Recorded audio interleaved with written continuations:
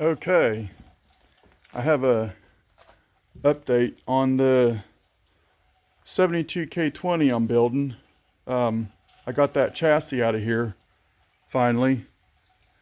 That cab has been sitting on it all winter long, and I got that cab lifted off today. Used the chain hoist here in the ceiling of the garage, lifted it off, pushed that chassis out you seen in the beginning of the video, and I cleared up a bunch of room here in the garage. So now I'm gonna start wire wheeling my axles, cleaning them up.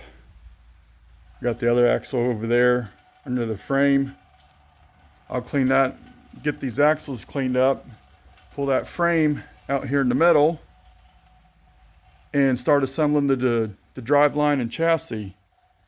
And the cab is gonna, a friend of mine's gonna help me rebuild some of the window channel here on the front and the back. There's a few spots like this, and then on out front here where the windshield is, there's some places we're gonna clean this up, and replace some of this steel, create new pieces with shrinker and stretcher, get that all cleaned up. It's solid, it's really solid. It just needs some cleaning up. And I'm pretty much done with the floor. We gotta get a piece of metal and a brake and make that piece to go in around in there, and a few other things, and I'll be done here with the cab, and then it'll be ready for paint. I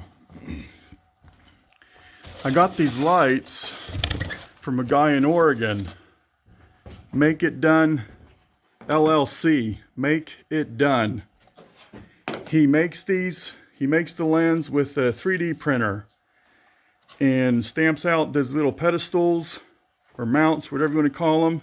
They're like a factory GM mount for like back in the 67 to 72. And of course the wires and stuff and screws would be out of there, but you'd weld it down or whatever, and then your truck would have factory GM lights, cab lights. And he even puts the Chevy emblem in them. You can get them plain, the Chevy emblem, or GMC. And I chose to go with the Chevy emblem, the bow tie. Now this cab needs painted, a bunch of work done to it first.